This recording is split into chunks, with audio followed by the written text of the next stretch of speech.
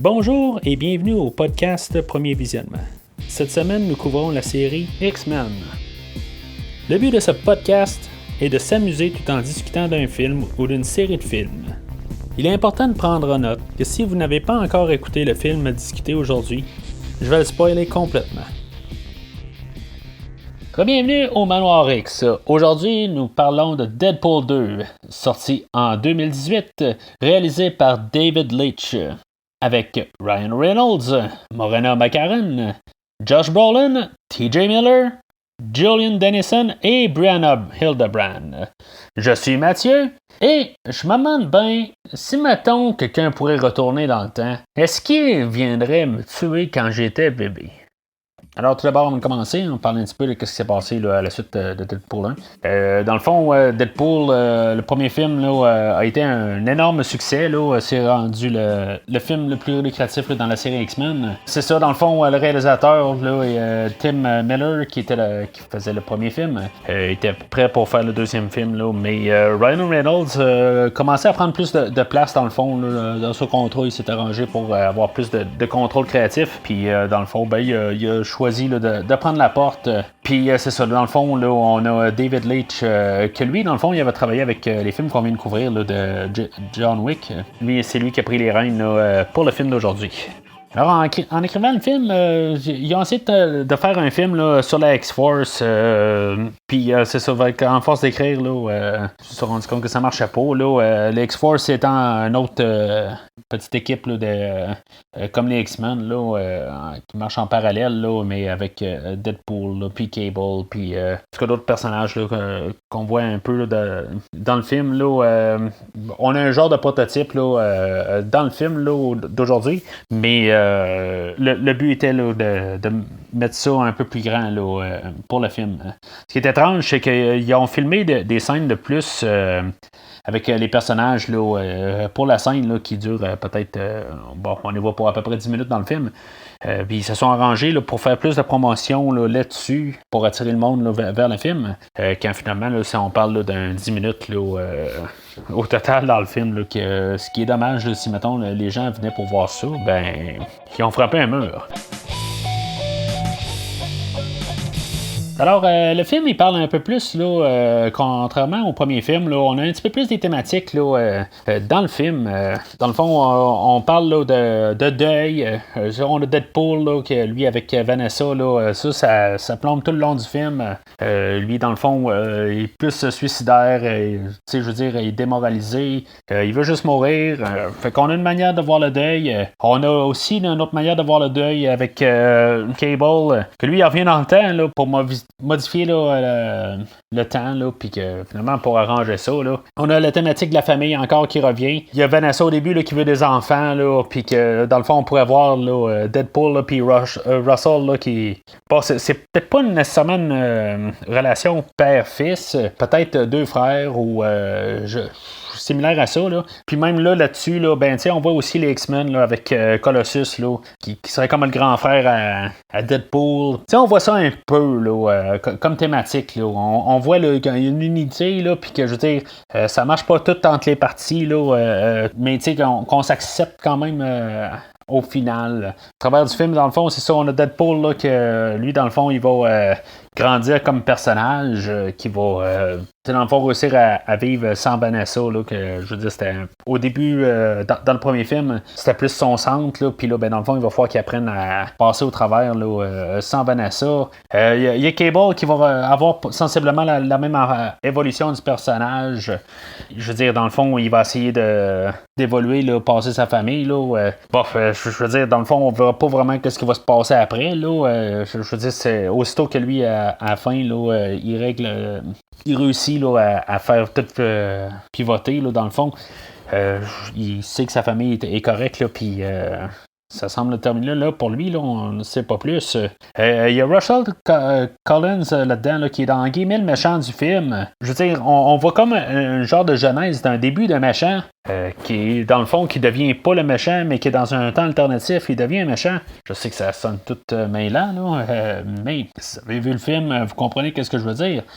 Au début, il est dans le fond, il est tout naïf un peu, puis je veux dire, avec toutes les agressions qu'il y a là, à l'orphelinat, ça le fait tranquillement virer méchant. Là, tu sais, dans le fond, il se rebelle, puis après ça, ce qui, dans le fond, il recherche comme un peu d'amitié, là, un peu, dans le fond, d'amour, si on veut, pour pouvoir faire un ballon dans sa tête, là, puis que finalement, quand il voit qu'il est rejeté là, par même ses amis, que ses amis, on parle de Deadpool, dans le fond, que Deadpool veut comme rien savoir de lui, parce que Deadpool est en deuil, dans le fond, il se renfonce encore plus, puis que, je veux dire, dans le fond, il voit juste le chaos, puis que finalement, en bout de ligne, Deadpool, lui, il revire là-dedans, puis que finalement, il est prêt à se sacrifier pour Russell, que Russell ressort son côté bien. Là.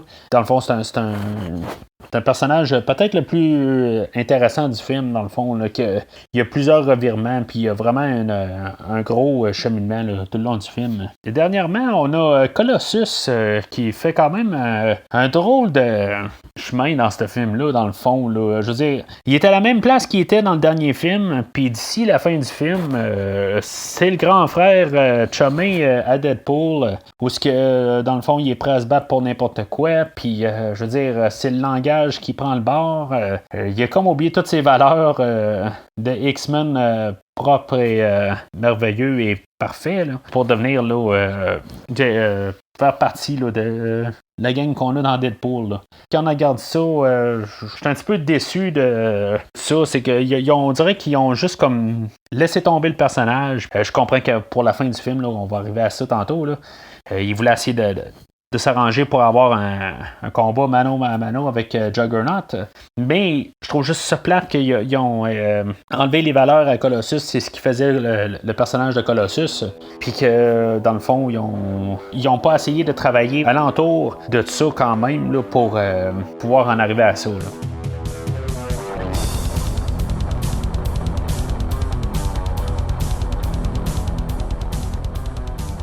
Fait que le film ouvre avec Deadpool là, que dans le fond il se suicide on dit à cause de Logan là, que dans le fond il veut comme faire un parallèle là, aussi là, d'être que les gens soient comme en deuil sur Deadpool là. Puis on va remarquer que dans le fond ça va revenir dans l'acte 3 là, on s'arrange pour quand même faire des parallèles avec l'acte 3 là, plusieurs fois là, en début de film. Puis après ça, c'est ça.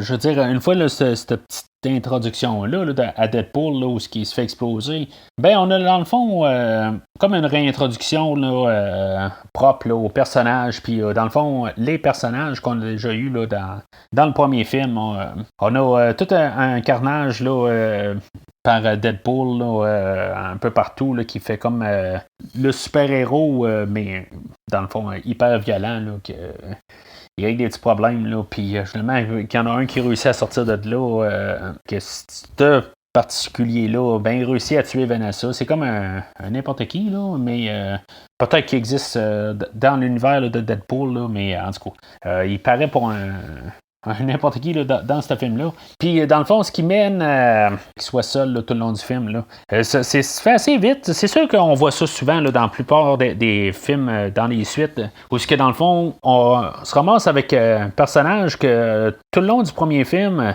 il essaie de protéger un personnage, où il se ramasse tout seul. Je veux dire, dans le fond, il se sauve à la fin du film.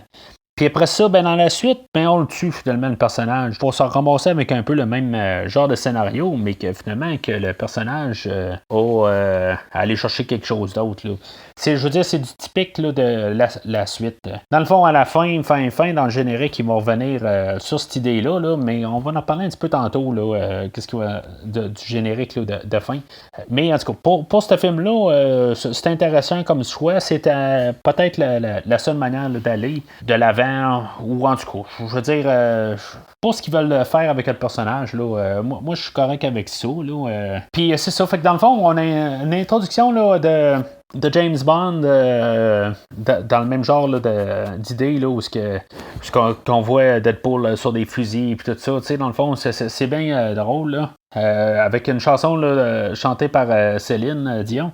Toujours drôle de voir du monde là, qui vient du Québec là, dans les films, là, ou même des fois c'est canadien, là, mais là c'est plus spécifiquement là, la porte d'à côté. Et encore une fois, là, ben, dans le fond, on voit dans les écritures là, que le cinématographe, lui, a travaillé sur John Wick qu'on vient juste de couvrir. Ce qui est quand même juste de la coïncidence, mais drôle un peu à voir. Dans le fond, on a la réintroduction là, de Hal. De Dopinder, puis il y a aussi là, de son ami, là, de Weasel, là, son ami qui a un bar. Là. C'est la même équipe que le premier film, dans le fond. Un petit peu plus tard, on va avoir aussi l'introduction là, de Colossus puis de Negasonic Teenage Warhead.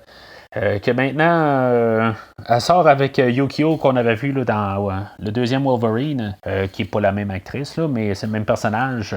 Puis c'est ça, fait que dans le fond, on se ramasse avec la même équipe, on fait juste continuer par la suite. On va avoir, je veux dire, aussi quelques petites thématiques, là, pas thématiques, là, mais des thématiques visuelles, plutôt. Comme quand Vanessa se fait tirer, dans le fond, là, que Deadpool ne pourra pas arrêter la balle, mais finalement, à la fin, il va pouvoir arrêter la balle. Tous des petits parallèles là, qu'on a au début.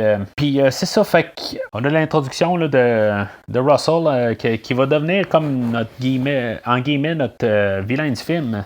Puis de Cable. Avec un caméo là, de Matt Damon super déguisé, là, mais il faut vraiment regarder pour le comprendre. Là, mais c'est vraiment Matt Damon qui fait un des deux gars là, en arrière du pick-up. Là. Suite à ça, on a Deadpool là, qui s'enrôle en tant qu'X-Men. On a eu des caméos là, de tous les X-Men là, en arrière. Là. Je sais pas si ça a été filmé live ou ça a été ajouté. Là. Moi, j'ai l'impression que ça peut s'être rajouté. Là. Un collage là, d'images, là, mais bon, ça se peut bien que ça ait été filmé en même temps. Là, je sais pas. Quand on voit les X-Men, là, dans le fond, ça a été filmé là, pendant le film là, qui va sortir là, cet été là, de Dark Phoenix. Fait que c'est pas mal tout le premier acte là, Deadpool, dans le fond, qui fait son revirement, tout ça, qui s'en va dans les X-Men. Puis que finalement, ben, il part avec les seuls X-Men là, que ce film-là peut se payer. Là, dans le fond, on essaie d'aller chercher la même atmosphère que le premier film, de garder ça anti-budget, mais dans le fond, on sait clairement là, qu'ils ont plus de budget dans ce film-là. Là, juste en fait visuel, puis de tout ce qui monte, là. Ça marche pas tout le temps, par contre. Là, c'est correct qu'ils essayent de faire quelque chose, puis ils essayent de pas trop partir avec l'intentation là, de tout le temps en faire plus, là, même s'ils vont arriver à en faire plus quand même. Fait que là, on arrive dans le fond où ce que, dans le fond, il y a Russell là, qui se fâche là, contre l'administration là, de l'orphelinat, dans le fond, parce qu'il se fait agresser entre les murs. Là. Puis apparemment, tout le monde est complice, là, tout au complet. Là, c'est un comic book, ok, tout le monde est complice. Là, c'est vraiment là pour ça. Là, puis là, Deadpool arrive là. Puis tu vois qu'il y a un peu des chimies qui se font là, quand même avec Russell puis Deadpool. Deadpool va se faire arrêter là, suite à ça, là, parce qu'il essaie de faire les X-Men, mais en tout cas, c'est rendu commun à cette heure là, d'avoir des colliers là, anti-mutants. Là. Dans le fond, chaque film est quand même indépendant là, de lui-même là, pour les affaires d'anti-mutants. Là. Je veux dire, c'était comme tout nouveau là, quand on a écouté le X-Men 3 il y a environ 10 ans. Puis là, ben, tout d'un coup, là, je veux dire, on a ça n'importe quand. Là, je commencerai pas à me plaindre là, entre les films. Là, chacun a le droit à son petit univers là, de films. Là. Chaque film est quand même assez indépendant. Là. Une fois qu'on a compris ça, là, pour cet univers de X-Men-là, ben, on peut quand même sauter d'un film à l'autre, là, puis sans vraiment se préoccuper des autres films. Là. Moi, c'est comme ça que je le regarde. Peut-être que si on la regarde trop religieusement entre chacun là, comme étant la suite de l'autre, ben, on pourrait avoir des problèmes. Jusqu'à là, je dirais que c'est correct quand même en fait de scénario, mais je trouve qu'on va juste trop sur... le scénario fait comme s'écrire tout seul à la suite de Deadpool 1. Il y a comme rien vraiment de plus. Je dis pas que là, on s'en vient à quelque chose de plus original, mais c'est quelque chose là, que depuis un bout, là, on veut. Là. Puis, je veux dire, le film là, commence là, à tirer de la patte tranquillement. Là. Puis c'est là que, dans le fond, là, on a Deadpool là, qui est emprisonné avec Russell. Puis, dans le fond, leur chimie un peu se développe, mais en se développant pas, parce que dans le fond, Deadpool veut rien savoir parce que lui veut mourir, puis je veux dire, c'est un moment clé, là. Puis c'est ça, puis là, il y a Cable qui vient se mêler de ça, puis là, on commence à comprendre qu'est-ce que le film veut, où est-ce qu'il veut en arriver, là. C'est là où est-ce qu'on a notre point, là. Parce que Cable, dans le fond, on sait qu'il n'est pas retourné dans le passé pour Deadpool, mais il est revenu pour Russell, là. Puis, je veux dire, on comprend là, assez rapide là, avec le toutou et tout ça. Là, c'est pas long qu'on comprend que Russell va devenir quelqu'un de méchant. Là. Ils vont nous le dire là, explicitement là, plus tard dans le film, là, mais si on n'est pas nono, on a compris pourquoi. Là. Fait qu'on a quand même tu sais, les mêmes genres de blagues au travers pareil. Là. Ça, j'en parle pas vraiment, là, parce que je veux dire, soit on les trouve drôles, on les trouve pas drôles, on les trouve redondantes ou pas. Là, je veux dire, là, je parle plus du scénario. Là, comme là, je veux dire, ils sont toujours en train de faire 2-3 jabs directement là, à l'univers DC. Là, les autres sont Marvel. Fait que je sais pas si dans le fond, c'est dans quel sens qu'ils vont. Là, mais en tout cas, je veux dire, je trouve juste ça que ça sort du lot. Là. On est déjà rendu à 3-4 fois qu'ils parlent du DC. Puis, mais ils sont quand même assez équilibrés. Là. Ils vont quand même arriver puis parler aussi là, de son armure du Winter Soldier puis tout ça. Là. Fait que tu sais, ils sont quand même capables d'avoir de la répartie un peu. Ce que je suis quand même capable de trouver ça. Ben, je l'accepte plus comme ça, là, sans dire que je suis plus DC ou Marvel. Là. Fait que Deadpool et Cable se battent, là, puis finalement, ben, ils sont éjectés de l'endroit. Puis dans ce temps-là, Russell, lui, dans le fond, il a entendu Deadpool dire que c'était pas son ami. Fait que, tu sais, dans le fond, je trouve que ça a peut-être été forcé un petit peu trop. Là, je veux pas dire qu'on l'exagère, mais tu sais, je trouve que Deadpool est un petit peu extrémiste. Là, c'est un peu forcé, là, point de vue scénario. Là, parce que ça doit arriver, dans le fond, pour que Russell il soit poussé là, vers le côté obscur, si on veut. Puis, c'est ça. Fait que dans le fond, les deux sont éjectés là, de la bâtisse. Là, puis Deadpool, dans le fond, il va avoir comme il va comme rêver à Vanessa. Là, une fois qu'il va arriver en bas, il va tomber dans un lac. Là, puis il va comprendre là, qu'il faut qu'il essaie de sauver Russell. Là.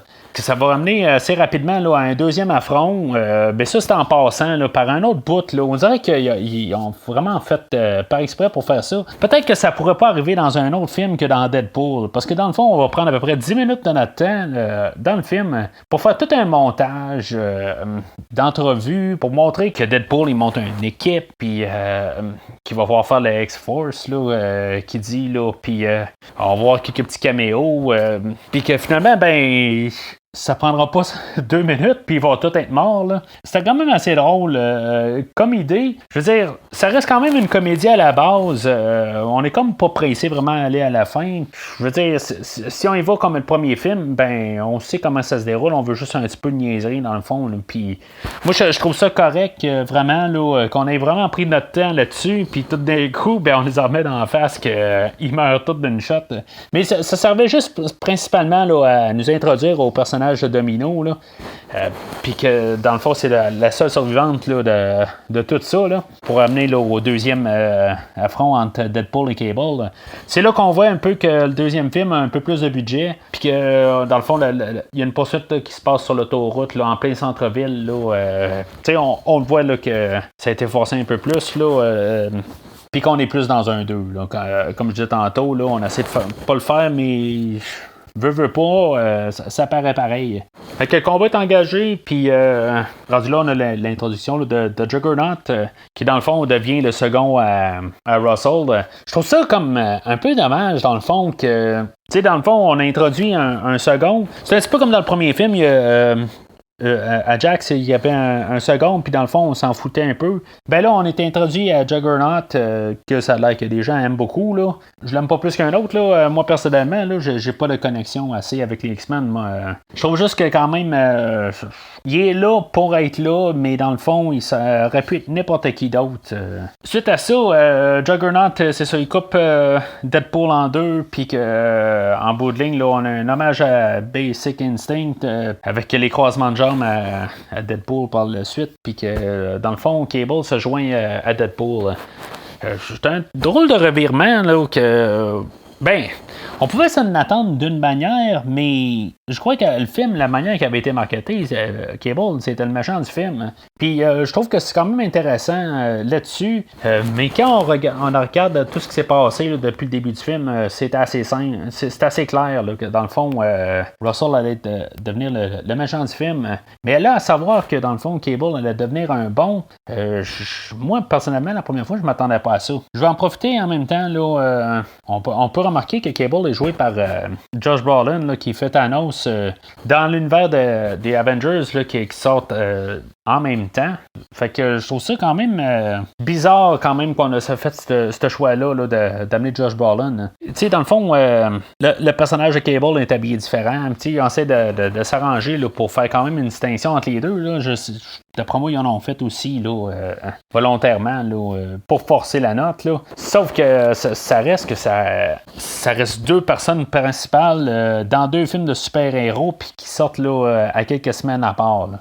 Fait que je sais pas si c'était une bonne idée. Là, même on avait comme autre choix, là, on avait Michael Shannon là, que lui avait fait Zod quelques années avant là, dans le premier film là, du reboot là, de Superman, là, l'homme d'acier. Je sais pas si c'est un meilleur choix. Là, en tout cas, c'est personnellement, là, je pense que j'ai été aussi là, sur le même avis. Là, surtout là, dans l'ère qu'on vit. Là, je dis pas dans 15 ans. Mais aujourd'hui, je pense pas que c'est une bonne idée. On avait Pierce Brosnan, que lui, peut-être, il est rendu trop vieux, mais j'aurais peut-être préféré là, à Brolin. Rien contre Brolin, mais c'est justement juste pour la raison là, que lui, c'est Thanos en ce moment. Je dis pas qu'on peut se mélanger entre les deux, mais juste avoir une distinction là, dans les univers, là, surtout qu'ils font partie les deux de Marvel. Là.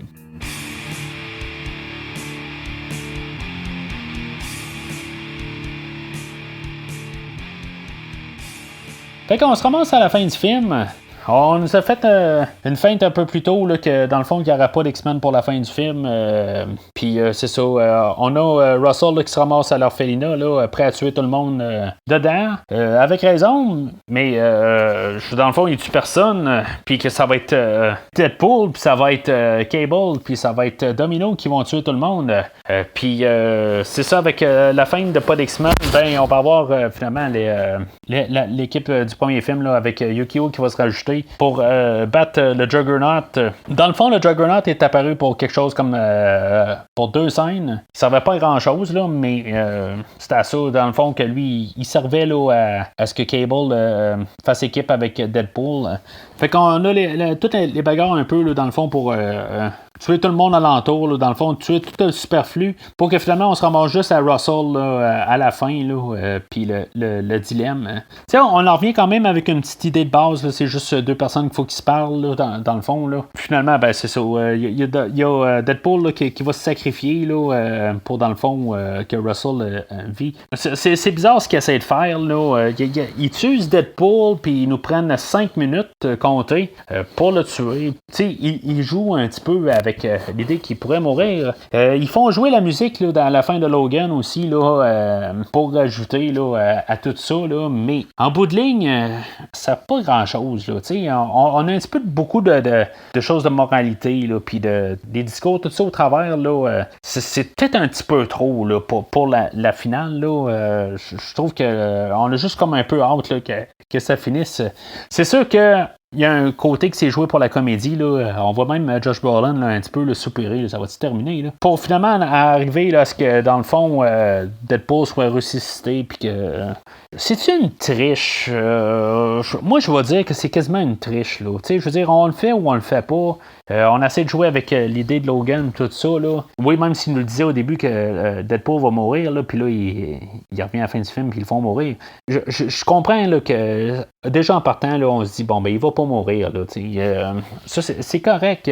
Je suis pas déçu sur l'idée ou quelque chose, mais à quelque part, là, on va tout réécrire à la fin. Là, genre, pour quasiment là, tout ce qu'on a essayé de faire pendant tout ce film-là, ben, dans le fond, on va tout défaire. Je sais pas, là, à quelque part, là, ça l'embête dans la catégorie là, que tout était un rêve, là, puis que dans le fond, on vient de perdre les 2 dernières heures là, pour rien, ça ne changera rien au personnage là, rendu au 3. Fait que je suis pas trop fort là-dessus, sur cette idée-là. Là, il aurait pu arriver puis faire mourir Cable, peut-être, ou quelque chose de même, pour que ça soit définitif, qu'on ait une raison à la fin, là, qu'il se passe quelque chose, puis juste pour arriver puis pouvoir tout effacer. Là. Dans le générique de fermeture, dans le fond, c'est ça, ils vont pouvoir tourner dans le temps puis réécrire une coupe d'affaires. Là.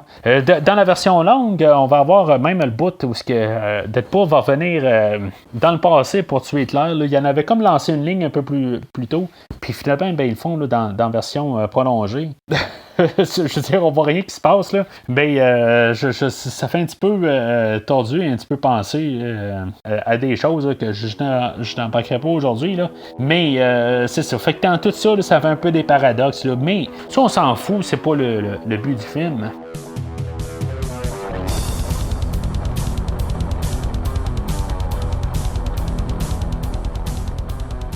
En conclusion, je vais donner un verre à ce film-là. Pas mal similaire au premier film. Le premier film, d'un côté, je le trouvais plus vide. Dans le fond, c'était plus le satirique qu'on jouait avec. Celui-là, on essaie d'aller chercher un petit peu plus des thématiques. On réussit pas tout exactement. On a beaucoup de choses recyclées, des blagues qui reviennent, qui étaient dans le premier film. On essaie de, avec soit des plans visuels, ou des fois on lance des lignes, là, puis on essaie là, de ramener là, des idées du premier film. Il y a beaucoup de ça. Ça fait que ça fait un peu réchauffer, là. Ça fait vraiment deuxième partie typique. Mais c'est ça, on essaie de faire quelque chose, au moins qu'on faisait pas le premier film. Si mettons on aurait vraiment fait le satirique exactement comme le premier film, c'est sûr que pour moi ça aurait été probablement un rouge ou un jaune certain. Mais là c'est ça, on essaie d'aller en faire un peu plus, on a plus un peu des thématiques en arrière, là, puis moi je préfère ça, fait que je suis capable de facilement dire que c'est un verre là, égal, mais pas pour les mêmes raisons. On a un Deadpool qui est pas mal démasqué tout le long du film. Ça, c'est quelque chose peut-être qui me dérange un peu plus. Dans le premier film, je disais que Wade Wilson, excusez, il y avait comme pas de différence vraiment entre lui humain puis lui une fois qu'il était en super-héros, là, tout en guillemets. Puis là, ben, il est comme en humain tout le long du film. Oui, là, il est transformé, tout ça. Mais je sais pas, c'est le bonhomme en rouge qu'on veut voir, là, je crois bien. Puis c'est lui qu'on paye pour voir. Pas que je veux pas voir Ryan Reynolds avec du maquillage tout le long ou avec un masque. Je sais pas, je trouve qu'il y a un peu une déconnexion là. Là-dessus. C'est sûr que c'était plus facile peut-être de mettre ses émotions de tout ça, là, puis de rentrer dans la tête du personnage. Mais peut-être qu'on aurait dû le mettre plus en costume là, tout le long du film. Là, justement, pour faire l'illusion du 2, on va en mettre plus. On met un petit peu plus d'explosion, de l'action, tout ça. Je veux dire, c'est les règles d'un 2. Oui, on en fait un petit peu plus là, dans celui-là. Pas bien plus, mais on en fait quand même un peu plus puisqu'on est un 2. Sauf qu'aussi, ce qu'on fait là, de plus dans le côté mal, c'est qu'on rajoute peut-être un peu de longueur. Là, il y a 2 versions au film. Dans le fond, il y a 3 versions. Il y a la théâtrale, il y a le Once Upon a Time in a Deadpool, puis on a la version Super Duper Cut. Moi, j'ai écouté la version théâtrale pour aujourd'hui, puis la version Super Duper Cut. Je dirais que la version Super Duper Cut, elle semble longue. C'est quelque chose qui peut être écouté une fois, mais personnellement, là, des jokes de pipi caca, là, après un bout, là, j'ai ma dose. Fait qu'on a à peu près une quinzaine de minutes de plus de ça. Là, pas quelque chose que j'avais nécessairement besoin là, de plus, mais ça reste quand même intéressant à voir. Là. Fait que je pourrais dire que je préfère plus la version théâtrale. Ce qui est de la 3e version, Once Upon a Deadpool, ou quelque chose de même, là, je l'ai pas vu, je l'ai jamais vu. Dans le fond, c'est une version censurée là, du film d'aujourd'hui. Là. C'est quelque chose que j'aimerais avoir éventuellement le temps d'écouter. Mais à ce que je sache, c'est le même film, juste avec la censure, dans le fond, là, sur toute la grossièreté là, pour baisser le classement du film. Puis une dernière chose aussi qu'on en met plus là, dans le 2. Ben, dans le fond, il y avait le chauffeur de taxi là, Dopinder que lui, je trouve qu'on voit trop dans le film. Dans le premier film, on le voyait juste assez. C'était juste drôle à chaque fois qu'il était là. Mais là, je veux dire, là, il me tombe sur les nerfs. Je veux dire, on aurait pu couper son temps là, vraiment là, d'à moitié. Puis ça aurait été parfait. Là, mais là, on vire dans l'excès. Là, ce qui est bien dommage. Pour un Deadpool 3, c'est en développement, là, on verra bien ce qui va arriver. C'est sûr qu'avec le rachat là, de Disney, là, ça peut être sur la glace, ça peut être pas mal n'importe quoi. Les autres ils disent que ça va continuer quand même, là, même si ça appartient à Disney, mais je serais pas surpris qu'ils fassent peut-être même un recast et tout ça. C'est quand même assez drôle, qu'est-ce qu'ils font des fois, là. Fait que je sais pas, puis seul l'avenir va le dire. Le prochain film de la série X-Men, dans le fond, ça va être le film là, qui sort là, X-Men Dark Phoenix. Puis dans le fond, je vais revenir la semaine prochaine là, avec la critique. Si vous voulez recevoir l'épisode là, quand il va sortir, là, vous pouvez prendre le feed RSS, là, mettre dans votre application podcast, soit Podbean ou iTunes, Spotify. Vous pouvez tout aller chercher ça là-dessus. Avec Stitcher aussi, le feed RSS, là, vous pouvez y avoir accès direct. Le podcast est maintenant aussi disponible sur Balado Québec. Fait que si vous êtes sur ce site-là, ben il est maintenant disponible là depuis quelques semaines. Et merci à eux d'héberger le podcast. Avec le feed RSS aussi, si vous avez une application là, juste pour aller voir des nouvelles, ça marche aussi, dans le fond, vous allez avoir accès, puis vous allez pouvoir voir que l'épisode est là, puis vous allez pouvoir cliquer dessus pour la télécharger. Toutes des petites manières là, pour pouvoir accéder au podcast. Alors, d'ici le prochain épisode, n'oubliez pas qu'à chaque centaine de milliers d'années, nous évoluons.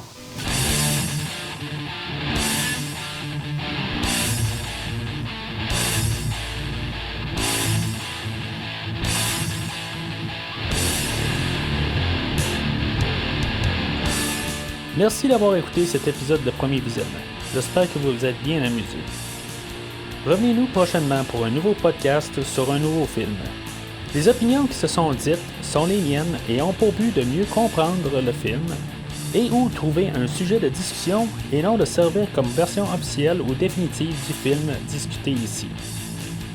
N'oubliez pas de suivre la page Facebook de Premier Visionnement pour être informé de nouveaux podcasts.